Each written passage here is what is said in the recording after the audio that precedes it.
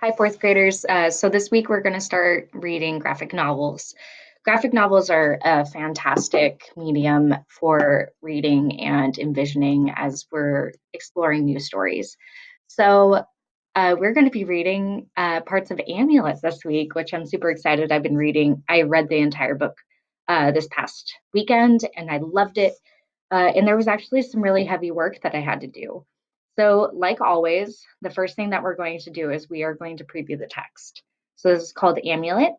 And I noticed a couple of things. I noticed that this is book one, The Stone Keeper, which means this is a series, is what I'm going to infer because it says book one. The other thing I noticed is that there's a girl, there's a boy, maybe that's a brother, a friend.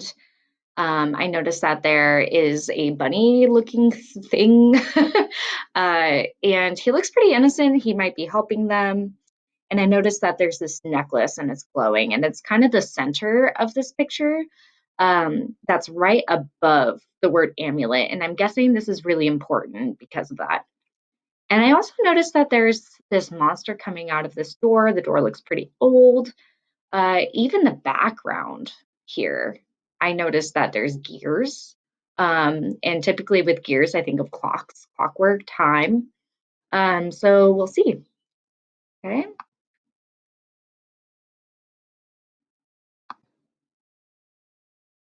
All right. Typical beginning of the book stuff. Prologue. So already I'm noticing, well, a prologue is they're just introductions to stories that give background knowledge. They're really important and they really provide a lot of like you get connected with the characters. Typically at the very beginning with a prologue, you begin to care about them. I notice that there's some lights in the background here. It's nighttime. I also noticed that there is, it looks like the lights represent a city below. This is snowy. I'm not entirely sure what that's going to be like significant for yet, but we will find out. Okay, so before I begin reading, the first thing that readers of graphic novels do is that they read, um, not always, but generally speaking, they read left to right, top to bottom. So, what I mean by this is each panel is going to be from left to right and top to bottom.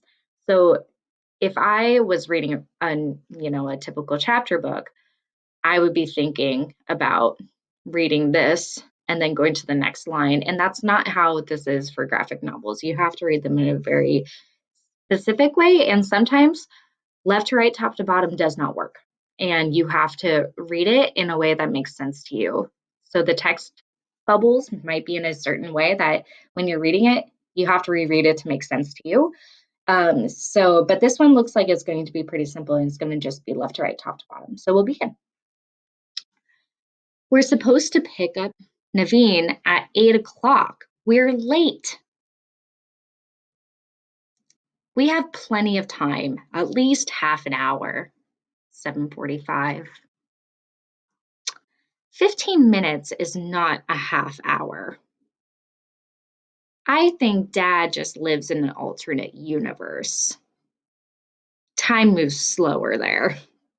So I'm noticing already that this is a little family. And notice how I kind of pointed my finger or my mouse over each panel as I was going. So I'm thinking about this little family. They're picking up Naveen, uh, and I believe that's how you pronounce his name. I can also look that up a little bit later. But they are picking up, I'm going to assume her brother. And this is the girl that's on the front cover. I'm noticing a little bit of a difference with her hair. Her hair's shorter. Um, Maybe that signifies that she is younger in this portion of the book, in the prologue. So let's keep going. That certainly would explain a few things. I'm sure Naveen won't mind playing video games for a few minutes longer, honey. Hey, Dad, I get to play a game when we get there, right?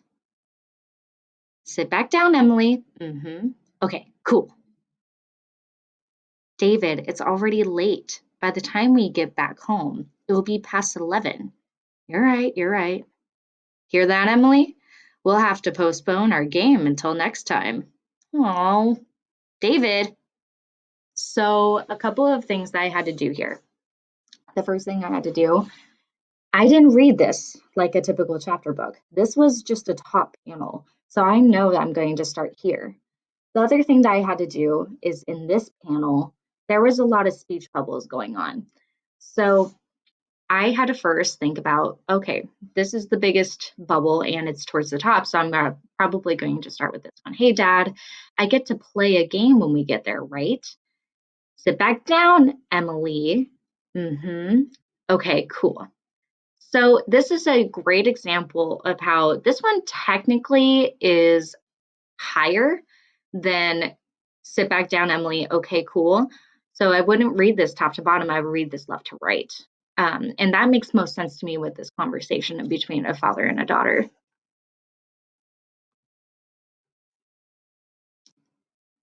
I see it. The guy's not paying attention to his high beams. Can't believe this. Honk! David, look out! Hold on.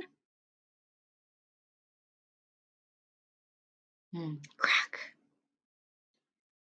I'm noticing something different about these panels. These panels are looking a little bit more misshapen.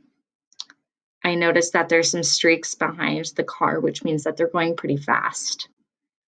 I also notice that there's some fear going on in these characters' eyes.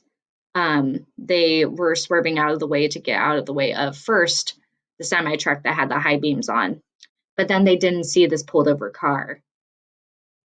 And I want you to pause right now and predict, what do you think is going to happen? Okay, we'll move on. Mm,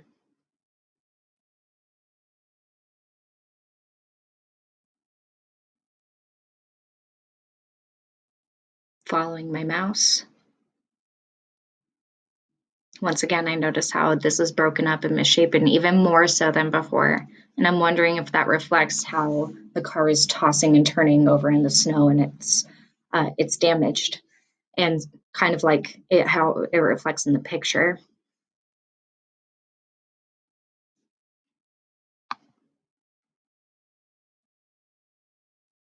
Crunk.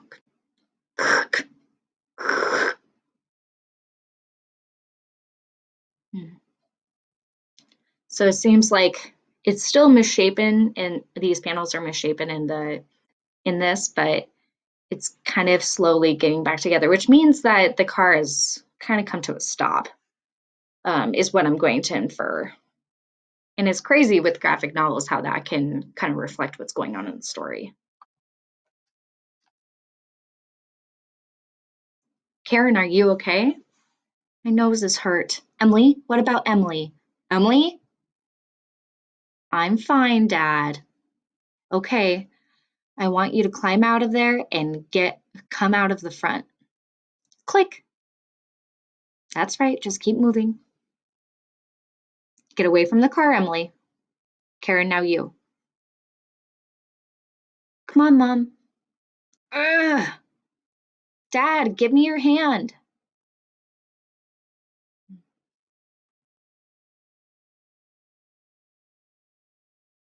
Emily, I can't. My legs are stuck under the dashboard. Dad, just give me your hand, please. Emily, you'll need help. Mom, Dad's stuck. David, you have to get out of there right now. Karen, my legs are stuck. We need someone to pry me out of here. Get help. David, we won't have time. The car's tipping. Just give me your hand. And I'm noticing that the panels are starting to shake up again. I'm also noticing that the text blurbs are getting a little bit bigger because there's some urgency in the characters. They're worried and they want to save their dad.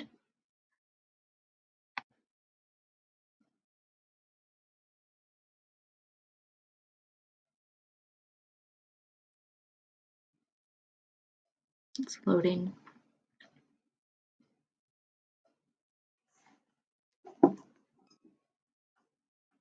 Okay. Ugh, I can't move. I can't do it, Karen. You're gonna have to try.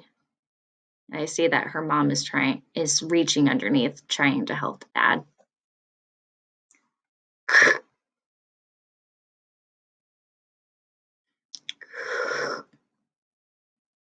Ugh, no.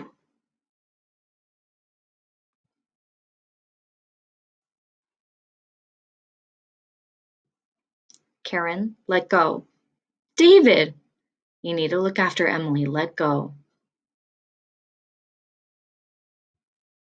Mom, Dad, get out.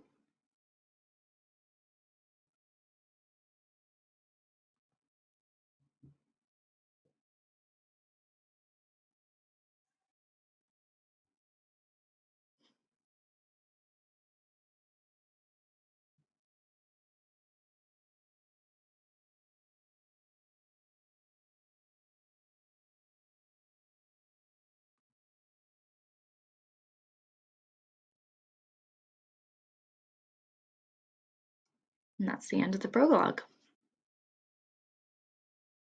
You can see in this picture, which is very rare that graphic novelists will do the full picture unless it's really, really significant. And I'm noticing that there's the streak where the car slid. I'm also noticing that this is the mountain that it starts on.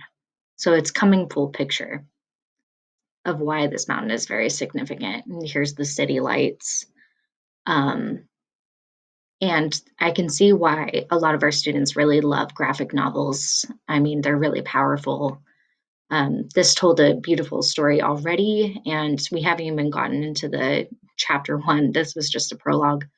So, what I know about this character now is that Mom and Emily have lost their dad, and that's probably going to be a really big driving point for Emily's character. So, thinking in mind of the things that I did, I had to be mindful of how I was reading each panel left to right, top to down. It didn't always work. I had to think about what made sense with the conversation that was going on between Dad and Emily. I also I took my time. I didn't rush through this. Granted, I did read this over the weekend in a day, but it took me, a bit on Sunday to finish it, and I took my time with it, and you really have to savor all of these beautiful pictures that the illustrator makes because it really guides the story along. So this week, as you're choosing a graphic novel, pause and think about all of the pieces that I did today to preview, and I oriented to this way differently than I would orient to a chapter book. Um, so I am very excited to see what you guys choose. And if you need help reading certain ways that you read a graphic novel, I would love to hear from you. Otherwise, just enjoy reading these graphic novels. And we will read bits and pieces of Amulet this week. Missy will read the next section. And I'm looking forward to hearing from all of you.